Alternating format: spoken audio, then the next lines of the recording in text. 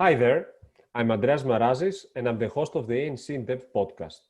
Today's discussion is dedicated to gender issues in Central Asia and specifically on the needs and challenges of women in Kyrgyzstan and the role they can play during crises such as the COVID-19 pandemic. Today's debate is part of the ENC In-Depth podcast Central Asia series, dedicated to developments in the 5 Central Asian republics in the fields of security, foreign policy, economy, democracy, and education. I will try to address this topic together with Aizhan Erisheva, Begimai Bekbolotova, and Irina Kulikova, all based in Kyrgyzstan, who are currently participating in an online fellowship program run by Europe Central Asia Monitoring of the Center for European Security Studies in Groningen, the Netherlands. And the program is funded by the Open Society Foundations. Aizhan, Begimai, Irina, welcome to the ENC In-Depth podcast. Hi, Andreas. Great to see you all three. I'm glad that Zoom actually is, able to bring us all together. Usually during this fellowship program, we have our fellows in Brussels, so we're conducting the podcast face to face. So unfortunately, due to the pandemic, you were not able to conduct your fellowship based in Groningen and have your visits and study trips in Brussels. But luckily, this didn't stop you and us to cooperate and to be able to be connected live today for today's podcast, which I'm sure it's going to be very productive and very interesting. Now, since you are all dealing with the same issue, from a slightly different perspective, of course, I would like to start our discussion by asking a very general question to all three of you. Starting with you, Aizhan, I would like to ask you, which are the main challenges that women face in Kyrgyzstan during periods of uncertainty, like this one, due to COVID-19? Oh, thank you, Andreas. First of all, thank you for inviting me. It's my pleasure to be as a part of such an important discussion. And good morning, Begimai and Irina. Regarding the challenges which are faced by women during the uncertainties, like in a COVID-19 pandemic, we know that women in Kyrgyzstan face the range of issues, including the social, economic, security, health-related ones.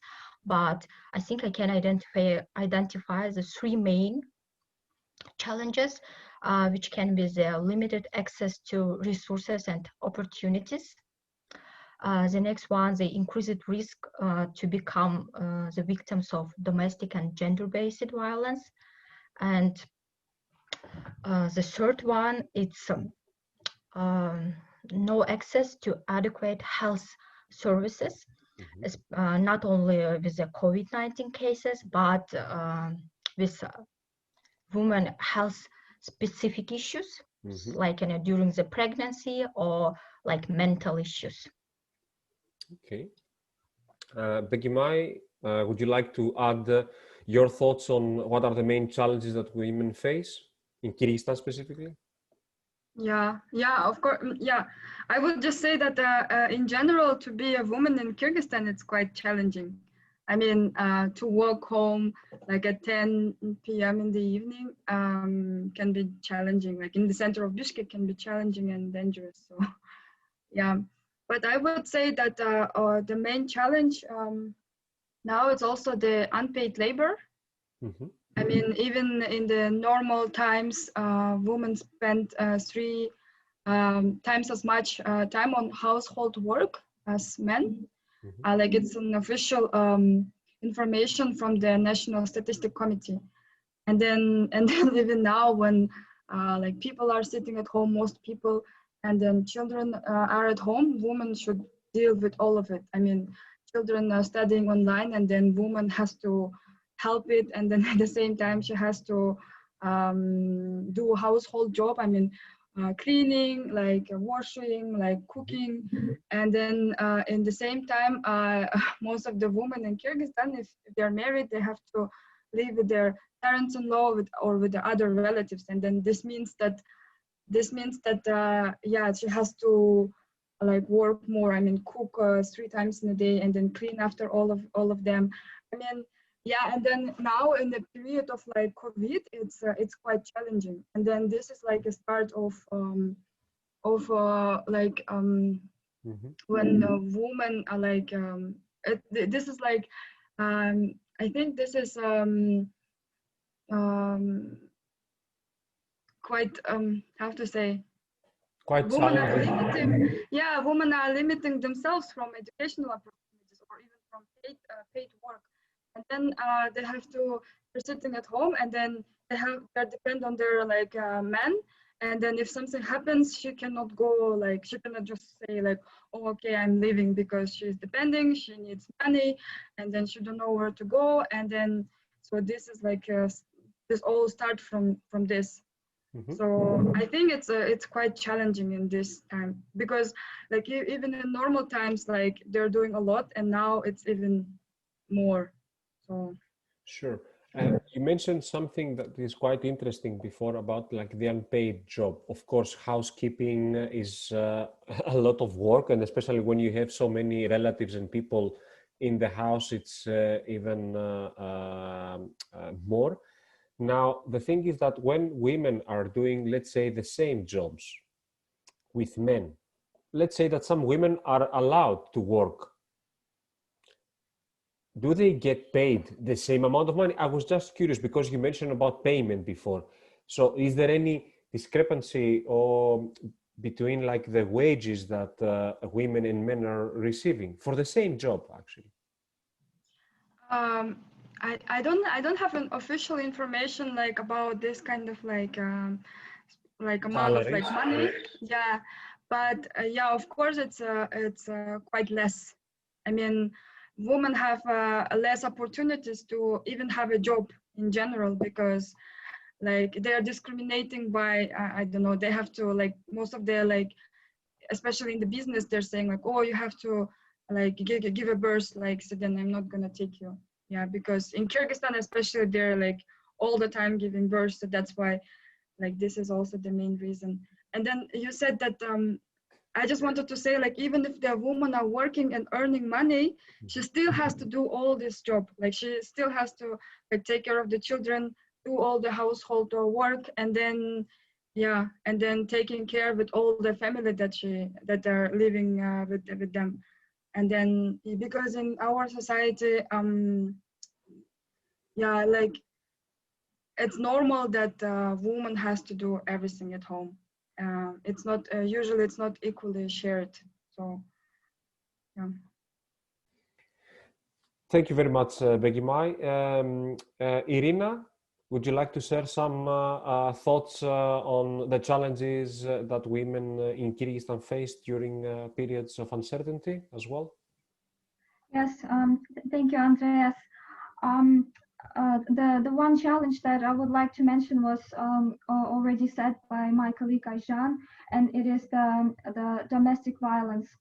So it is a common knowledge that the rates of the gender-based violence tend to rise during the times of crisis, and it relates not only to the context of the COVID-19 pandemic, but also during other forms of crisis, such as political and economic ones. So out of all harmful acts of the gender-based violence, it is important to distinguish the domestic violence, particularly against women and girls. Unfortunately, domestic violence remains a serious challenge, not only in Kyrgyzstan, but also in other Central Asian countries, in other countries in the region. And when the lockdown rules and other COVID-19 related restrictions were announced, it simultaneously led to a rise of domestic and sexual violence cases that were primarily targeted against women and girls in Kyrgyzstan. Civil society agencies and non-governmental organizations in Kyrgyzstan, similarly noted the rise in domestic violence cases across the country. And it has been reported many times that the number is much higher than it was during the same period last year. So in other words, I would like to emphasize that discrimination and gender inequalities were already a challenge for women in Kyrgyzstan. However, this problem became more apparent during the periods of uncertainty during the COVID-19 pandemic and the current political turmoil in Kyrgyzstan. Okay. Thank you, Irina, as well for your input. Let me get back to you, Aizhan, and let's narrow down the question of the challenges that women face in Kyrgyzstan and focus more into your research. So in your research, you focus a lot on a specific category of women, the category of labor migrants women. So can you please give us more details, go more in depth about the impact of COVID-19 to women labor migrants? Oh, thank you. So as we know that migrant women are most vulnerable group because they are vulnerable to being a woman and to be the person involved in migration. And during the crisis, all this existing inequality in the labor market are exacerbated. And we can see in the case of COVID-19 pandemic as well. So women faced different challenges. First of all, I divided them into the group based on their occupation. The first category of migrant women is the women who worked at the front line during the pandemic. So they put themselves at risk to be infected because mostly it's migrant women who occupied in the health and social care sectors or in the service sectors which provided the essential goods and services during the lockdown. Yeah, and the main problem was not only the large flow of interaction with the infected people, but mostly the main problem was the provision of personal protection equipment for these women. A majority of the migrant women claim it regarding the protection equipment provided by the employers, and it was enough. They don't have opportunity to change, for example, the mask, the gloves, based on the health and safety rules. And also the unisex design of such protection equipment also provide wearing it uncomfortable for this woman. So the next category of women is the migrant women who lost their jobs during the pandemic. Yeah, and as we know that generally migrant women work it illegally and don't have even the contracts, and mostly they have less or no social protection. And during the pandemic, when they left their jobs, they did not receive any last salaries or any compensation. So yeah, and as you know that usually women are less likely to save their money. That's why they become financially dependent on their husbands or partners, and it also increased can be the reason for increased cases of domestic violence as well. So the next category, the third category of women, is the women domestic workers. So yeah, mostly they did not lost their jobs during the pandemic, but mostly they was under the psychological pressure. Their workload increased, but the salary, wages, and compensation are questionable because this less regulated sector by the government. That's why the unequal balance of power put them at risk of gender-based and domestic violence.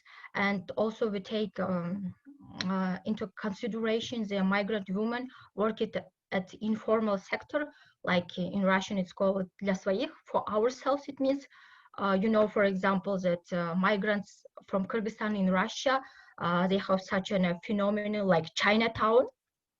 There is always the service sector which provided the services for other migrants from Central Asian region, and this sectors is like an informal, like part of the shadow economy, which not controlled by the government. It means no legal rights, no compensation, no social package for such workers. And the last category, which was really at risk, because they are the category which was poorly prepared to cope with any crisis, is migrant women sex workers. As you know, mostly for the home country and for the destination country, providing the sex services is illegal. That's why there is even no statistic or information regarding their needs, problems and issues. And nowadays we cannot even say how many of them was infected, left without any means of support or something like this.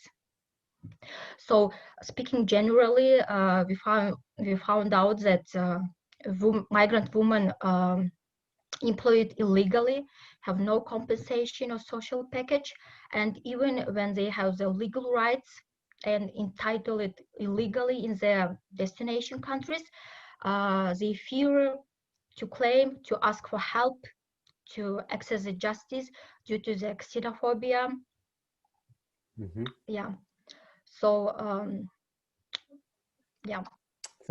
Thanks a lot, Aizhan. That was very detailed, and thank you for breaking down the different categories of women and the challenges that they face. Especially the last one was very interesting, and since I guess there are not so many data, that was something new for me as well as for our listeners.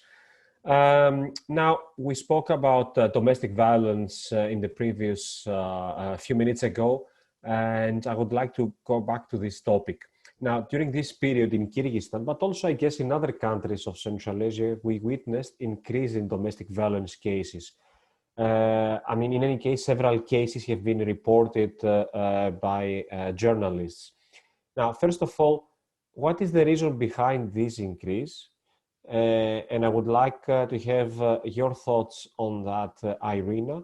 And also, Aizhan, I know that you have checked in your work also the case of domestic violence as well. So, Irina, I would like you to go first, and then I will give afterwards the floor to Aizhan. Thank you. Yes, I think it's very important that we discuss this topic of domestic violence today in this podcast, because in Central Asian countries, this is the topic that is often not discussed in the society or in the media.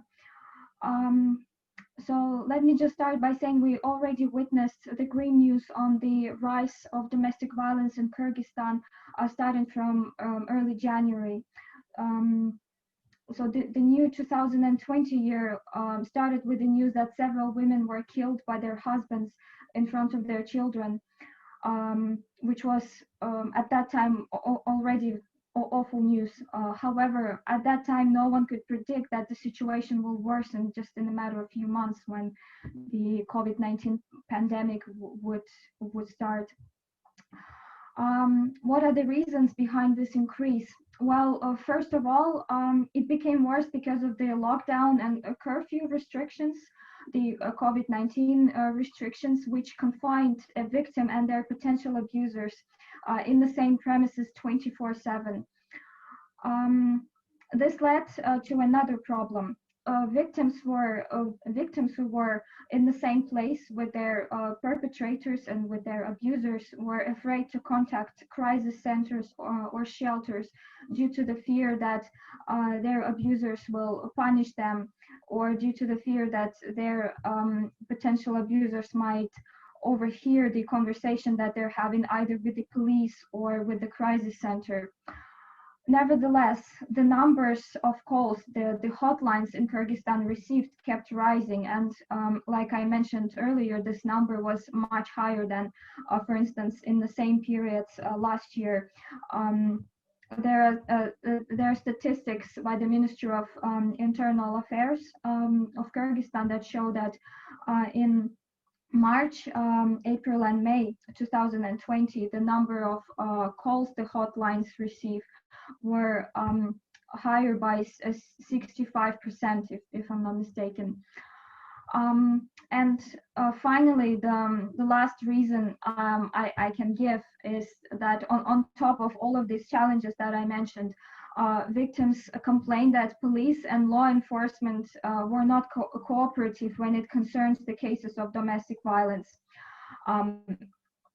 Such cases in Central Asian countries and in Kyrgyzstan in particular are often disregarded by police officers because they assume that after fights and arguments, a victim and a perpetrator will calm down and forget about the conflict. But reality, unfortunately, is much more grim, and such negligence leads to further cases of domestic violence and to further risks of the previous victims to become victims again.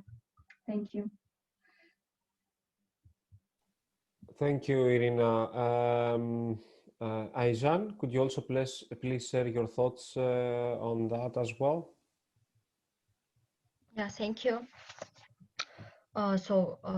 The issue regarding the domestic violence is one of the most difficult issues, not only in the Kyrgyzstan, but in all other Central Asian countries. And I think that the main reasons behind this is the inherited patriarchal culture in our countries, first of all. The second one is that mostly it's the issues as of the second importance at the country levels. It's considered like domestic issues which should not be considered, and the decriminalization of the law regarding the domestic violence really show the situation in the countries of Central Asia. So the next situation is the perception of population regarding the domestic violence. Mostly in Central Asia, people tolerate such cases, and in the case when the victims claims or reported to the policemen, even the relatives, parents, or children do not support really them and mostly criticize them. Oh yeah, because it's like your husband, how it's possible? Well, I mean, I'm sorry for my reaction. I'm not obviously from Central Asia, but this is really striking for us, and it's very important for us to understand what is the perception of this issue among the population, like also inside its family, what are their beliefs about domestic violence, and this should also be, I guess it's reflected also on the legal framework of each country. But let's not about each country in Central Asia. We're focusing in Kyrgyzstan right now. And I will take this opportunity for moving from the perceptions within the society and within its family to the legal framework that is in place right now in Kyrgyzstan. And coming back to you, Irina, and I would like to understand what is the legal framework in place right now in Kyrgyzstan, and what are the flaws, according to your opinion, that needs to be changed? But let's focus only on the flaws and not how we can make it better. We'll talk about recommendations towards the end of the podcast. Yes. Well, let me just start by saying that among all Central Asian countries, Kyrgyzstan has one of the most, let's say, liberal and progressive laws on combating domestic violence. There's a specific law, it's called the Law of Kyrgyzstan on Prevention from Domestic Violence. It guarantees prevention and suppression of domestic violence while ensuring social and legal protection for those who became victims of domestic and sexual violence by their intimate partners.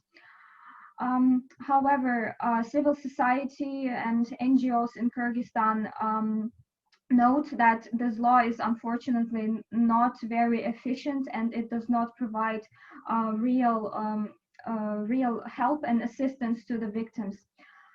The indicator of this is the rising number of such crimes, the crimes of domestic violence, not only during the pandemic, but also before it has started.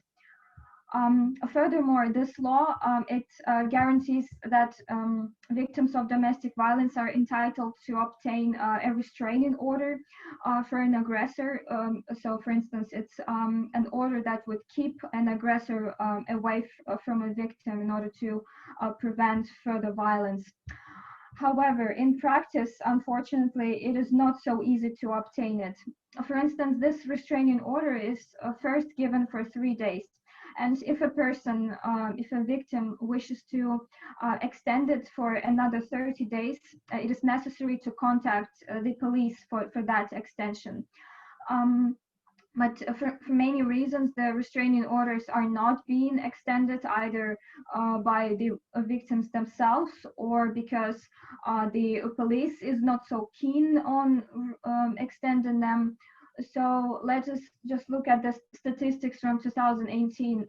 Like these statistics show that less than 1% of these restraining orders were extended.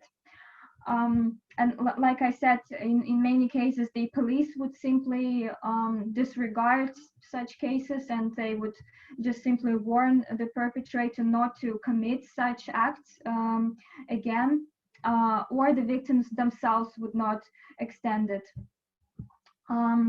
Another flaw in the legislation that I can identify is the unwillingness of law enforcement agencies to prosecute the cases of to prosecute or document the cases of domestic violence.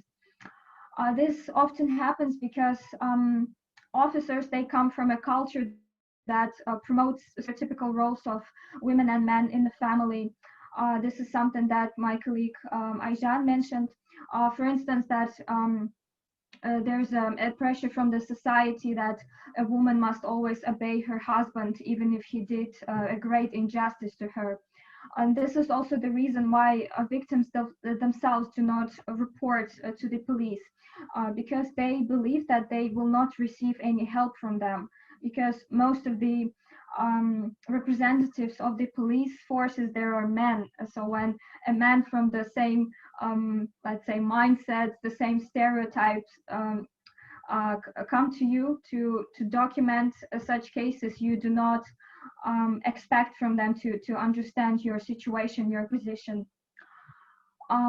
Moreover, such unwillingness to report often comes from social factors, from the women's side, from the victim side, such as preservation of family. There's a thing called in Kyrgyz uyat, which means shame. So if you report on your husband, it is a great shame in the society. The society will condemn you for this act. So in the end, to finalize, I would like to say that it was mainly crisis centers, shelters and NGOs who provided a real assistance to the victims and basic services to them. And the problem of addressing the domestic violence, it lies not only in the legislation, but it also lies in the cultural and societal expectations and gender bias in the society. Thank you. Irina, can I stay just for a little longer on with you? You Yes, said this, you said this is considered uyat if like a woman reports that she has been a victim of domestic violence.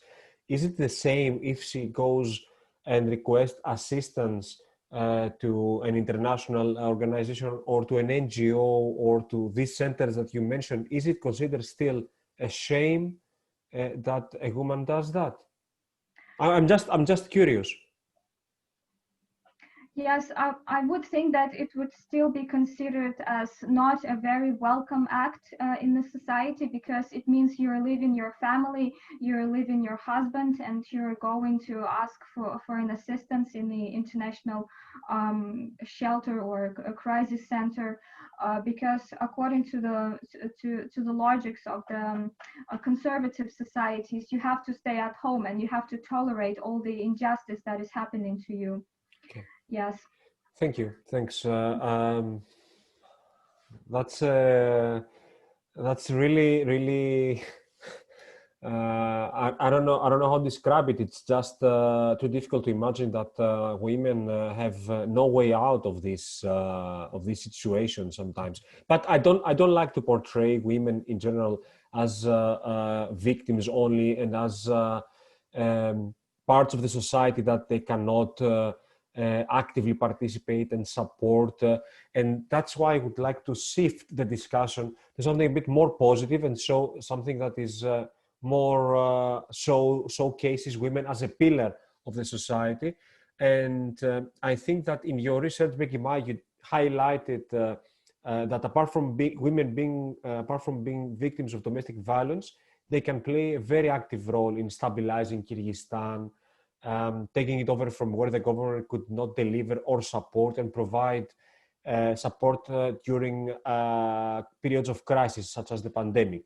So can you please give us the whole picture of what women can actually do by providing some concrete examples from Kyrgyzstan? Yes, I would like to just add to Irina's thoughts that even like your neighbors cannot, if they're seeing that the woman is facing with the domestic violence, they're usually not reporting on it to the police, because there is like their way of thinking that like everything that's what is happening in the family should stay in the family. And then so yeah, this is also another big problem. So then people are not reporting to each other, because then people are thinking like, okay, we will report today, but tomorrow they're going to be together again. So then what's the point of all of this? So then yeah, they're just yeah, most of the time they are just don't care about it. And then in about Kyrgyzstan, yes, I think women in Kyrgyzstan, they're also very active in like in the society in general. I don't know, I cannot compare it to the other countries in Central Asia, but in Kyrgyzstan, yes. And then the big example is that like during the summer, we had a big crisis. I mean, it was like big collapse of our healthcare system, and then the government just couldn't, they just didn't manage to just rule everything what's happening in the country. And then people were suffering. I mean, people were just dying in front of the hospitals.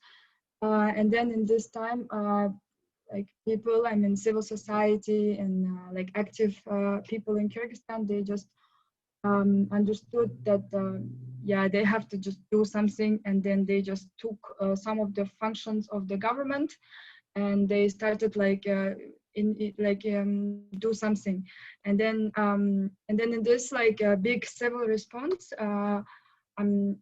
women like played also a big role. I mean, I'm not saying that it was only women who did all of this, but women was also like big part of this big movement in Kyrgyzstan.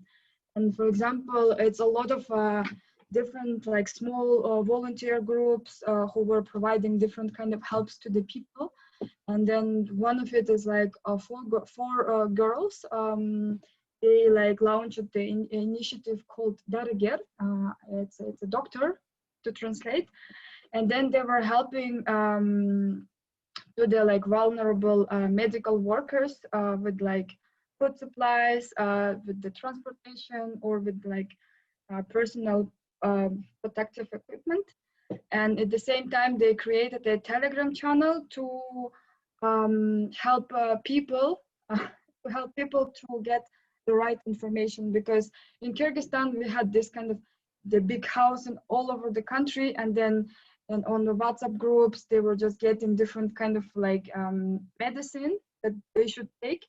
And then people were just keep taking a lot of antibiotics.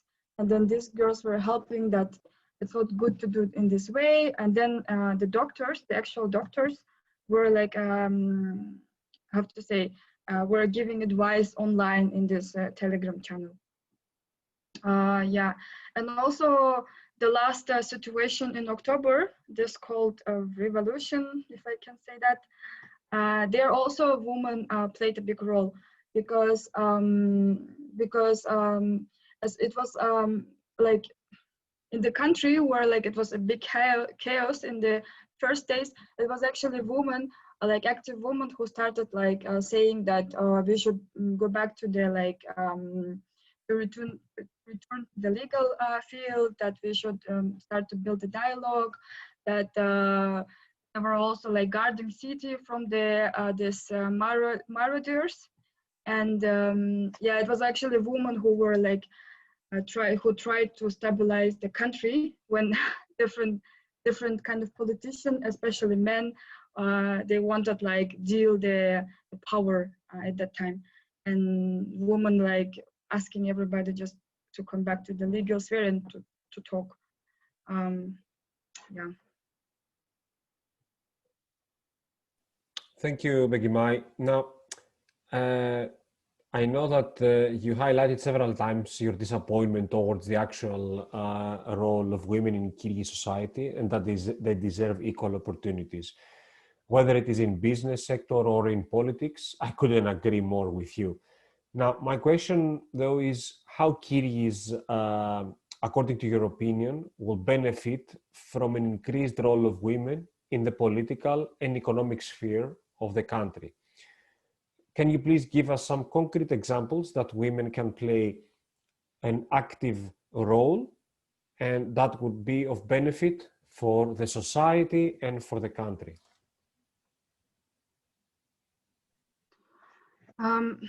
Yeah, thank you. Yeah, I was highlighting this a lot because in Kyrgyzstan, we're a woman actually doing a lot.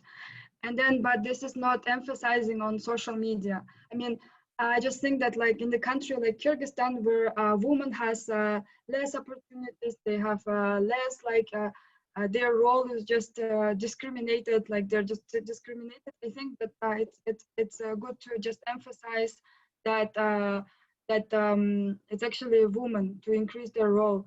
And then I was just, my disappointment was that they just did a lot, but it was not, it was just, yeah, I think we should just, the woman has to get just some benefits from it by like, I don't know, changing at least their role in the society, that they're like, the women in Kyrgyzstan are not just born to be like how, like a wife on and be in the kitchen, but at the same time, they can also do some other job, like yeah. And then I think I can just say that in civil society, like civil society in Kyrgyzstan, it's mostly like women have always played a big role in the civil society. I mean, it's like, I think it's the only sphere where women are predominant.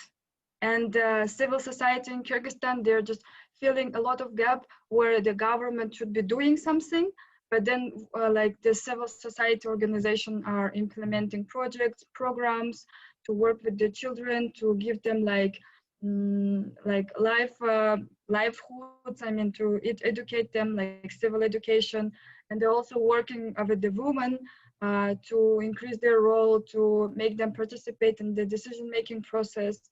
Or all those shelters are also owned by women, because women care more about this kind of issues. And I think that if a woman would have more opportunities to be in the political sphere, in the business, I think the society would benefit a lot. Because, for example, we were doing research in Bishkek new settlements. It's like the small, not small, but like it's new settlements around Bishkek. And then there we were doing a research like what should be changed in their like communities. And then women were actually saying like, yeah, we should change, like we should put the street lights because we are afraid to walk in the evening, or we should put like a playground because our children has to play there. And then men were usually saying like, oh, we need roads. Yeah, we just need roads because the man is like have a car, and then for them it's more important to have a road. And then so even in our like it's like one just example like where women caring more about social issues in the country because they're facing it like a lot. And then the another example is that in our politician, like in our politics, like women, it's like most of the time trying to discuss problems related to the children and women. I mean, if there would be like a lot of women who can support this kind of like issues, I think it would be better for everybody, not only for the children and women, but also for the country in general. And then, for example, and also the last thing is like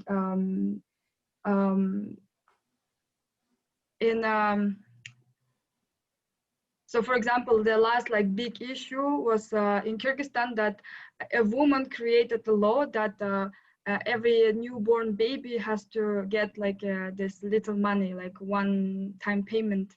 And then somehow this kind of like a lot of this kind of like laws or like new projects or government programs are not created by men somehow. It's always by the women. And yeah. I see.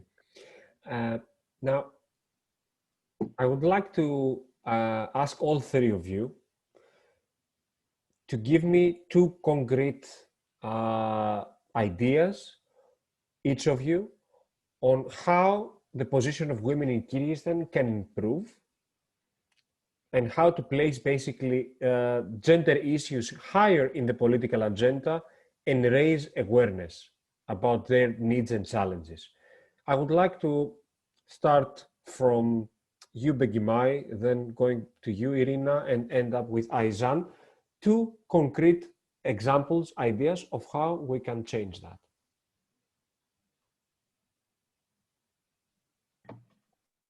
I will just continue my